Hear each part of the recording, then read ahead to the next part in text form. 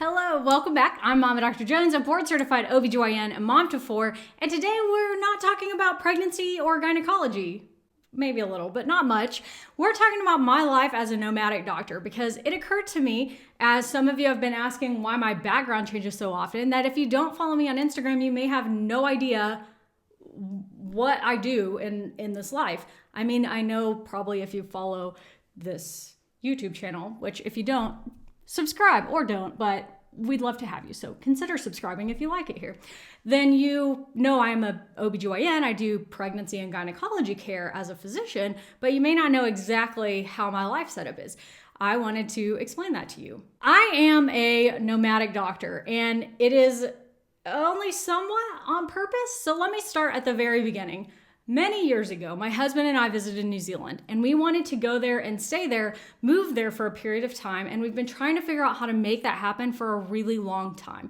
In fact, when I was getting out of residency, we strongly considered going there, but because their medical system is set up a little bit different, I had done 4 years of undergrad, 4 years of med school, and 4 years of OBGYN residency. But in the United States, you practice for 1 to 2 years before you take your oral board exams.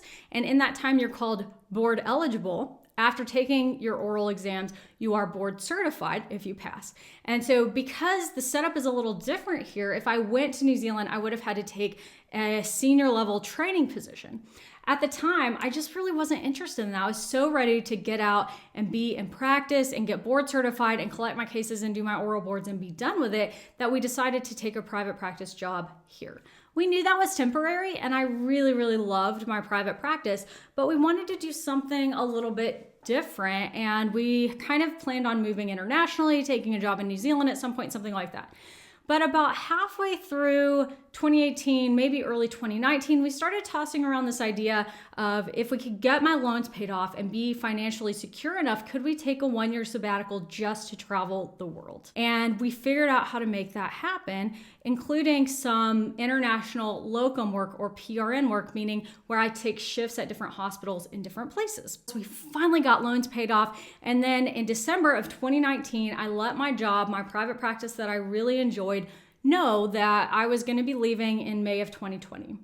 Following that, my husband quit his job and he started doing contract work. He's a web developer, and so he can pretty much work from anywhere. And we started trying to figure out exactly what we were going to do. We sold our house. We gave away everything we own. We had one-way tickets to Hawaii, where I was putting on a conference with my Pinnacle, which is a women in medicine group. And then we were headed to Japan after that. And mind you, we have 4 kids. They are 8, 4, and 2 now. And we had planned all of this to happen right along with them. Obviously, we weren't going to leave our children here for a year. And so we did all of that, and then the pandemic happened.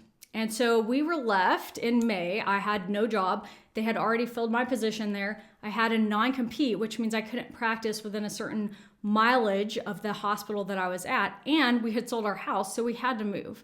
We lived for several months in a 1-bedroom cabin, all 6 of us, on my mom's property, and that was bananas. We quickly realized that although we love living a rather minimalist lifestyle, that was too small. And so we decided that I was going to take a job doing PRN hospitalist work, meaning I pick up shifts at different hospitals to do labor and delivery help when they need it. I'm delivering babies, doing C-sections, seeing ER consults, ectopic pregnancies, gynecology visits, etc. But I don't have like a clinic-based practice. And so I started doing that, and we started living in Airbnbs.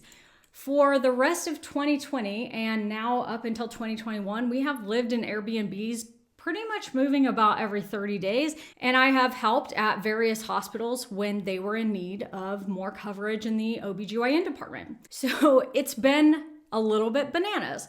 Part of the way through that process, we bought a giant van, which we call GAV in front of the children, which stands for giant ass van. And so everything we own fits in GAV and a 10 by 10 storage unit.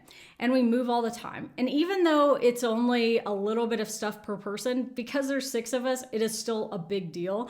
And this is the 6th place we've lived since the beginning of 2021, which is just insane. Not the 6th like town, but the 6th house that we've lived in. Luckily, this is a longer term rental. And so we got to be here for a couple of months, which is good because I needed a little bit more stability. It's not good for my psyche moving quite that often. I'm now looking at I have a position for the summer in Hawaii, and I'm just waiting on my medical license to come through for Hawaii. And we should be spending June and July covering a clinic there. And I'll actually get to be in full scope practice again, which I'm really, really excited about. Editing side note, we got moved to beautiful sunny Hawaii, and our Jones Traveling Circus nomadic travel vlog is launched on the second channel. We'll be posting our first video tomorrow, so if you're interested, click on over there. The link is in the description box below.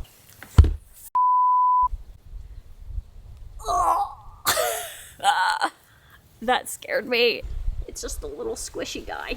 He's not scary, he just scared me because I accidentally stuck my hand on him. Honestly, I thought I was putting my hand in dog poop or something, so okay, bye.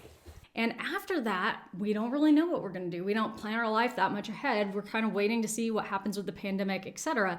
But I have interviewed for a position in New Zealand, which would be not like a forever position, but a little longer term than the short locums I've been doing, which are like 1 or 2 months. And so I'm really excited about that. I'll keep y'all updated. It's a long process. New Zealand's health system is very different than the United States, and it works very differently because of that. And it's a government job. I've interviewed, I had a second interview. They've asked for my references. I'm crossing my fingers that it works out, but I don't know yet. So we just have to wait and see. So I know there will be lots of comments of, oh, are you moving to New Zealand? When? How long are you staying? Is it gonna happen? I don't know yet, but I will definitely keep you all updated. I hope to continue my channel through all this. I mean, I've managed to continue it through all of the moving, but I do know that maybe in Hawaii, because I'm gonna be working a more hectic schedule, I might have to cut back on posting. I don't know, we'll just have to see.